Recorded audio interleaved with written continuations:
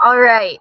Well, I think that since it's 8 o'clock, we can go ahead and get started. If anyone is having any problems hearing me or seeing me, if you could just let me know.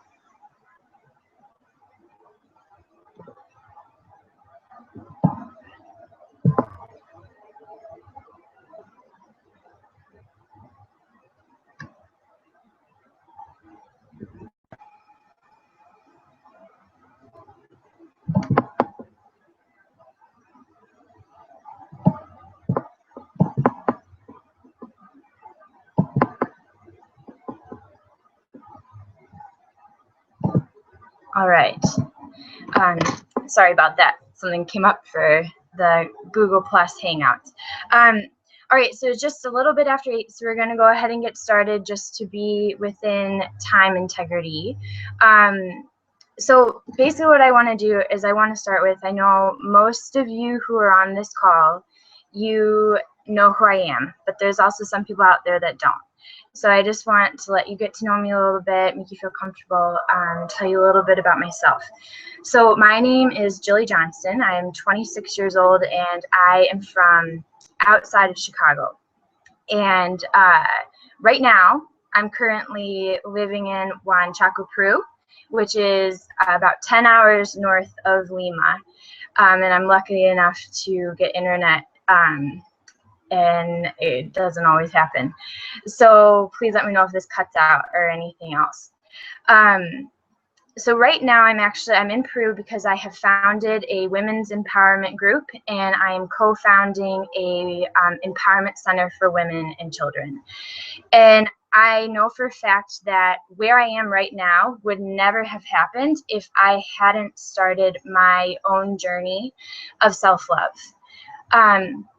So I don't know if anyone has had the opportunity to watch the Brene Brown Power of Vulnerability, and I hope you have, but if you haven't, no big deal. Just try to watch it because it's amazing, and it really changed my outlook on vulnerability and what it means to be vulnerable. Vulnerability is the foundation of self-love. You have to be vulnerable with yourself, because once you feel something, you can heal it. But until then, it's really hard to. So over the next 4 weeks, I'm going to be asking you to be vulnerable. If you feel comfortable, to be vulnerable with me and be vulnerable with this group. But if not, then at least be vulnerable with yourself. And that is the most important thing. So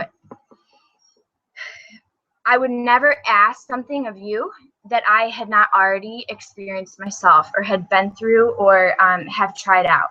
So I won't ask you to share your story with me unless I share my story with you. So I'm going to go ahead and I want to set the tone and kind of help you feel comfortable in when we get to talk privately.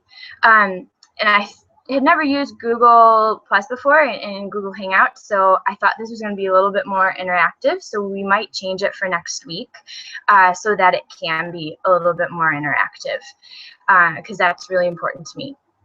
So really starting at the beginning with my story. From as long as I can remember, I have been a perfectionist.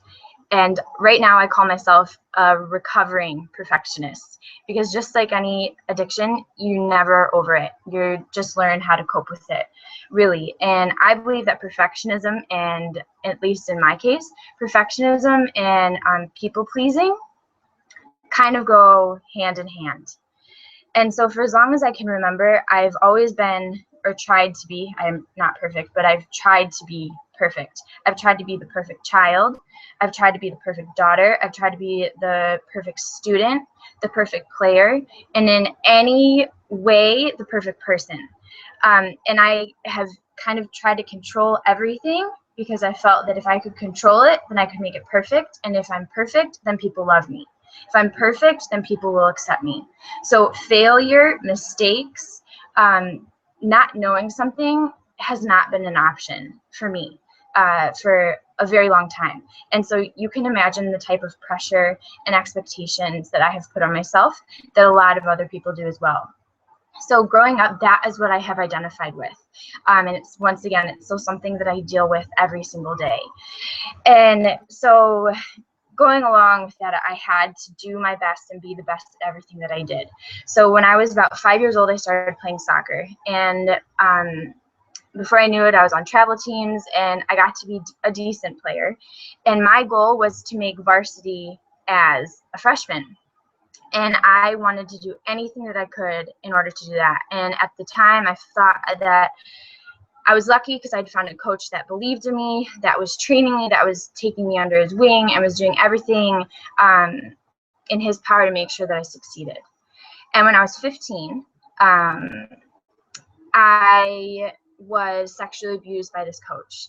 And that was what my first, any sort of definition besides my parents, any sort of love that I had. And he told me that he loved me. And what I associated with love was the abuse of my body, the abuse emotionally, and basically that I had to be passive. I had to give up my power. I had to do something that I wasn't comfortable with. And because of that, I that was my first definition of what love meant to me. So that made it really hard because that obviously is a very skewed perception of what love is. So I also, along with sexual abuse survivors, had to deal with the shame, had to deal with the guilt, and just feeling that I did something wrong and that I could have stopped it, that I could have changed something, that it was my fault, and everything else. Which, of course, now I know that's not true. But when you're a teenager, you're trying to learn who you are and how you are and what love is and what it isn't and everything else. So that was my first taste of love. Then when I got to college, I was a junior in college when my parents got a divorce. And this turned my whole world upside down. So it was this foundation that I had of what love meant and what it was and what, when two people said they love each other, what that really was. And so when that happened, my whole world came upside down, and I started questioning of what is love and what does it mean? Because I just couldn't comprehend how two people, and this happens all the time, if two people say that they love each other and that they're going to love each other forever, but then go after years and years of loving each other to not anymore, well, how is there any hope for me? How is there any hope for the future? So I started questioning what love was and if it existed. And I started thinking, does love exist? What does it mean to love a person? Is there anything such as unconditional love? And how do you make love stay? So I had these 4 questions, and I started talking about it to as many people as I could talk to about it. I started interviewing people. I started reading books. I started writing and just thinking and contemplating myself what love meant to me. And on this quest of love, I found self-love, and that has what has brought me here today. So that was about 5 years ago, I believe. And so that brings me to how I found Love Letters to Yourself. And so about a year after I graduated, I had all of these expectations of myself and how I was going to go out and travel the world and take the world by the horns and do what I love to do, find my dream job, and really more than anything, make a difference. And after 1 year, there was one night where I was laying in bed. I was at my mom's house, so I was living at home. While my mom is my best friend and she's on this call right now, at that time our relationship was worse than it ever could have been, and we did not like living with each other. And I can see her shaking her head right now. And I wasn't using my degree. My self-worth was at an all-time low, and I just felt that I had no purpose in life. And I just was really desperate for love. That's really what it was. I was just desperate for someone to write me a love letter. It didn't matter who. It just mattered that someone tell me that they love me, why they love me, and that their love isn't going anywhere. And all of a sudden it dawned on me that no matter, just looking at my people-pleasing and always wanting approval self in my past, that while it would mean the world to me that someone would write me a love letter, and it would flatter me for a day or two, it wouldn't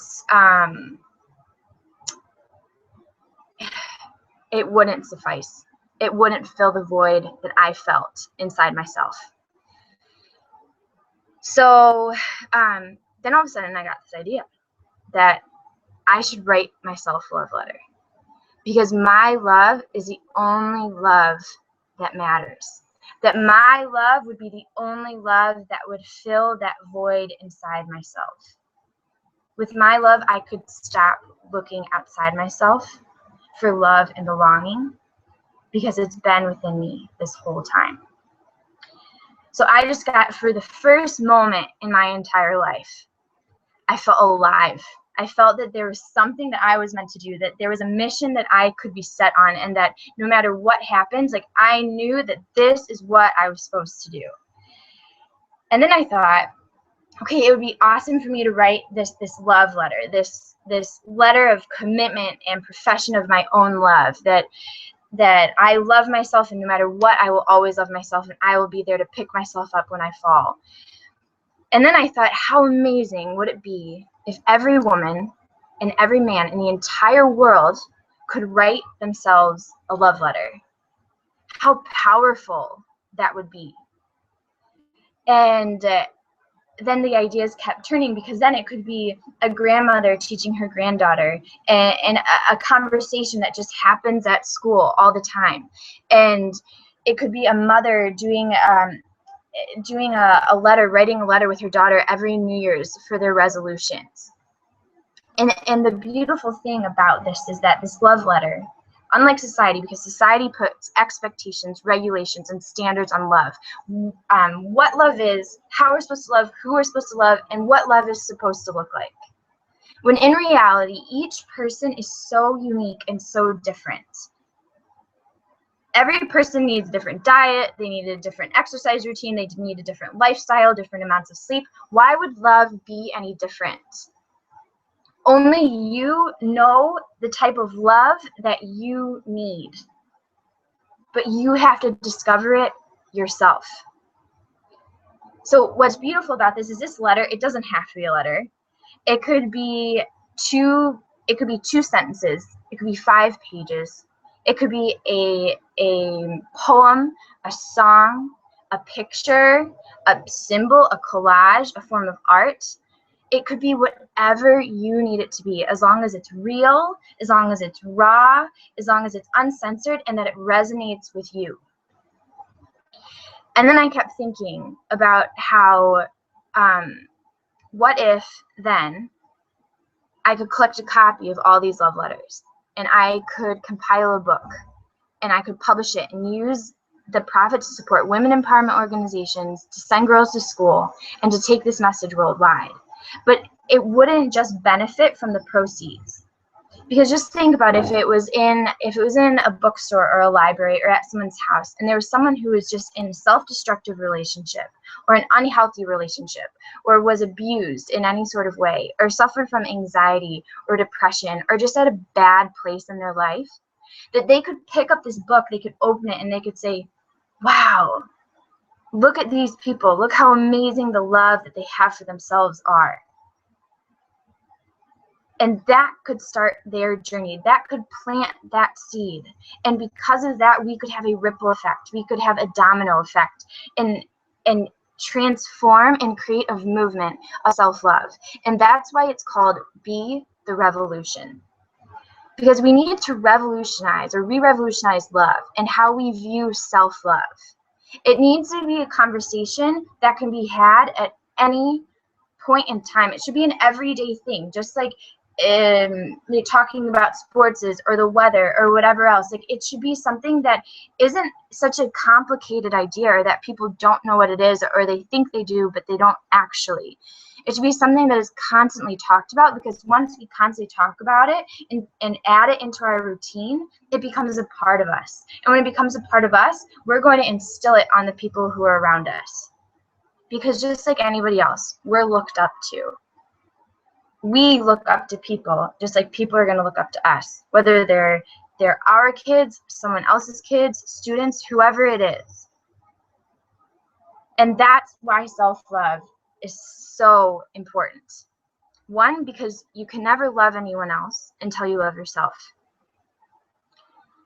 Because until your love is good enough, no one else's love is going to be good enough. If you can't give something you don't have. So I like to use this expression. If you're walking down the street and you're in a big city and there is a homeless person asking for money, but you just don't have any on you, or you're just carrying your cards, because a lot of us just carry our debit or credit card. If you do not have money on you, there's no way that you can give it. No way, because you just don't have it. If someone were to come over to your house after you've been on vacation for like a month and you hadn't been go to the grocery store, and someone said they're hungry, but you have nothing in your cabinet, you can't offer them food no matter how bad you want to. It's the same thing with self-love. Unless you have it, you can't give it. So we are the examples. We are what's going to make the difference. We are what's going to change and revolutionize the thought and the thinking of self-love, and turning it from just this idea to an actual reality.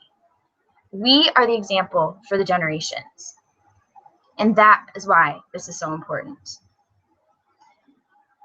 So for the next 4 weeks, this is going to be an intensive 4 weeks.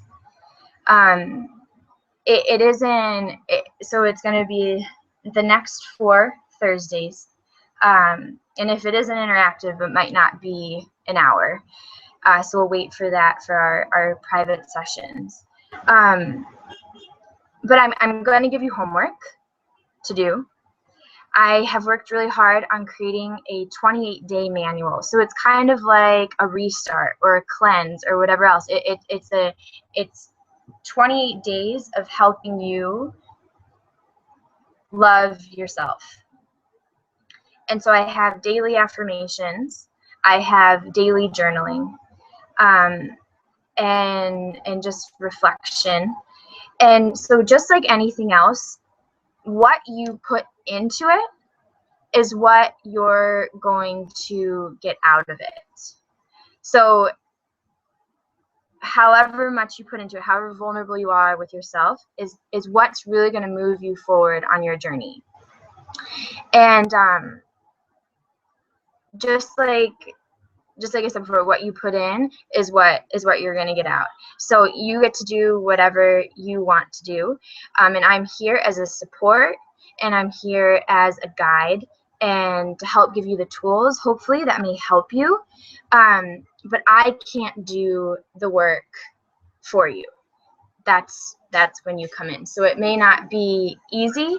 It's probably, I know that it's going to be one of the hardest things you'll ever do, but it is the most meaningful thing that you will ever do for you.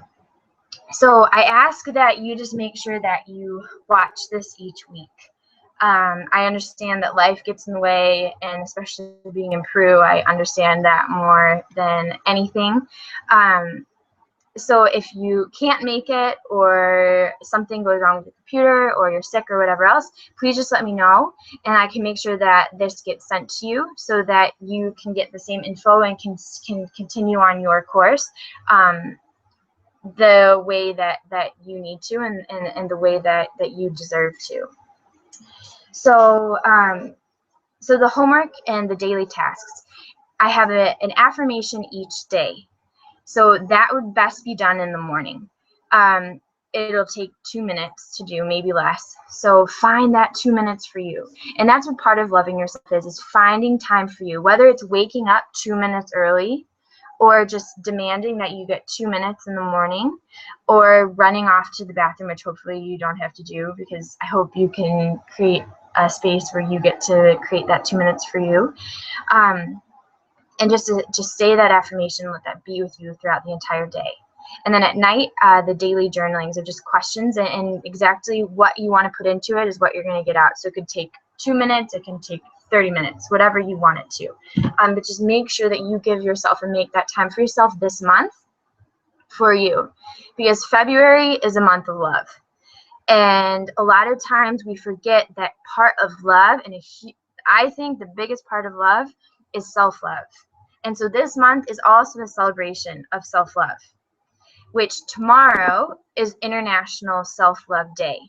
So the day before Valentine's Day. So do something for you tomorrow. And if you haven't already liked me on Facebook at Love Letters to Yourself, I'm going to be posting quotes and inspirational stuff and pictures and whatever else, so you can help me celebrate tomorrow as well. So, and the last thing that I ask before we go ahead and get started is that at the end of the 4 weeks, if you could just, since I'm offering this free webinar series as my first webinar series, if you could just write me a review. Tell me things that you like. Tell me things that you didn't like, what worked, what didn't work, and what your overall experience was. Because I can only evolve and change and make the biggest impact if I know what needs to be changed and what works and what didn't work. So that would help me out a lot, and I'd be really appreciative of it. And I would love to put it on my website if you're okay with it as well. So I'm going to go ahead and I like to start everything, every workshop, with a meditation. It just allows you to kind of get into the flow, let the love flow, let the energy come in, and just let you sit in silence for a second. So in this, we're also going to create an intention and just make this space sacred. So if you can just go ahead and close your eyes. And just take a big, deep breath in.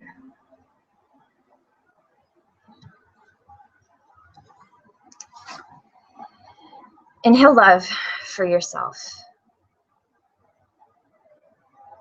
And exhale love for everybody else.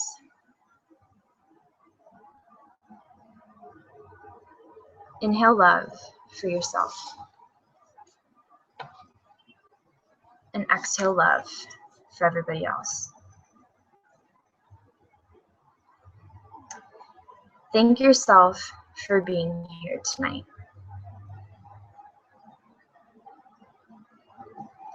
Thank yourself for taking time for you.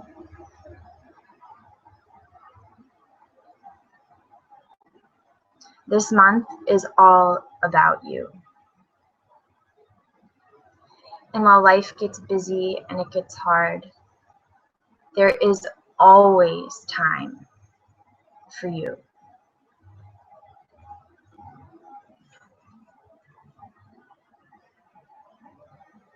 Give yourself permission to feel, to be vulnerable, and to be honest with yourself.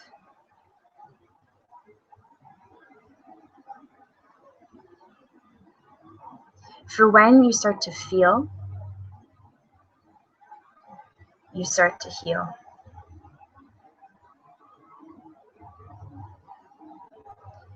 You deserve forgiveness.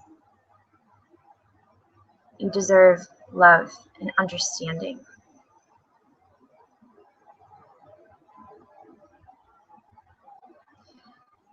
Picture a flame inside your chest. This flame is eternal. And your light is unique. It is the only light like that in the world. It may be dim. It may be bright. It may be a roaring fire. And no matter what, it is perfect for you. That flame has always been there and always will be there, waiting to be reignited and to be shown to the world. Give yourself permission to shine.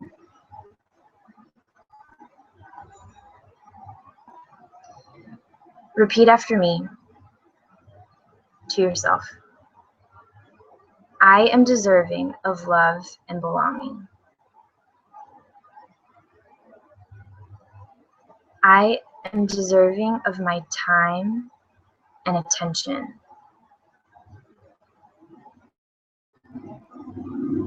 I am deserving of patience, kindness, and understanding.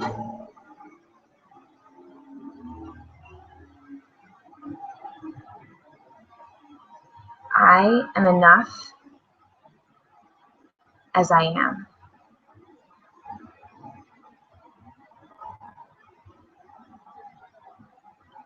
Over the next 4 weeks, there are going to be things that I say that you agree with. Soak them in. Remember them. Let them be ingrained in your mind.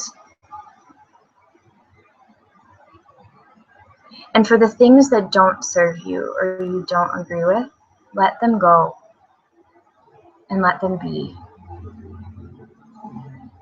Take what serves you and leave the rest.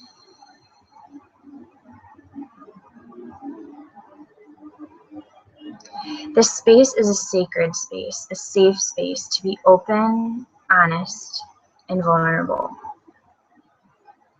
The space that we share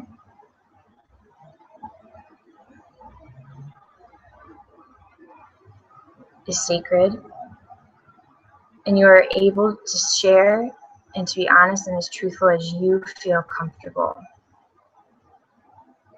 What goes on here stays here, and what is said to me stays with me.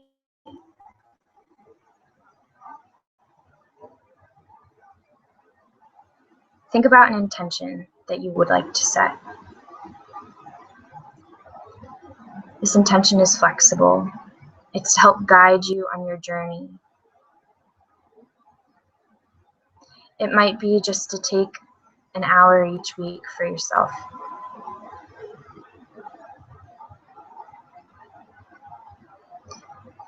It might be to learn how to love yourself. Or sometimes it might be just to be. But whatever you set, it's perfect for you.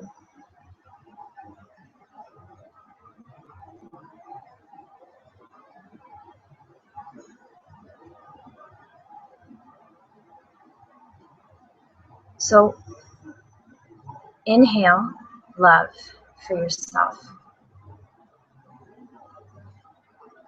And exhale love for everybody else.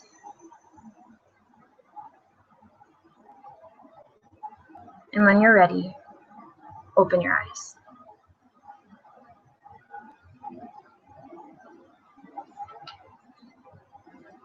So that just helps me kind of get in the space of love. It allows me to be open. And so now I want to kind of talk about identity and how we as human beings identify ourselves. We always categorize and label ourselves. And then we hold on to that one label with everything that we have. We put all our eggs in one basket. And we're just like, we are this, and we're so proud of it, and we're never going to not be this, and I'm going to shout it to the world. And that's fantastic, as long as you can do that with a lot of things.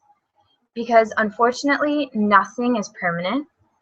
Well, fortunately and fortunately, it depends on how you look at it. And there's so many times where we identify as, whether it's mothers or husbands or students, or in my case, soccer player, or whatever it is that you identify with, or daughter. Anything can really end. And while you always be a mother, your kids will grow up eventually. You'll always be, you won't always, maybe, hopefully, you'll always be a happy spouse, but there are chances that that might not work out. And while I will always be a daughter, my kind of sense of daughter changes as I grow older. So I like to think about when we identify with things, how we can, if we identify with a lot of things, we see how well-rounded and interesting we are. We start putting more value on ourselves because we realize how neat and different and unique we actually are. So I like to do this exercise of thinking about who I am. And I started thinking about it, and a million things come up in my head. I am a woman. I am a speaker. I am an organizer, an advocate,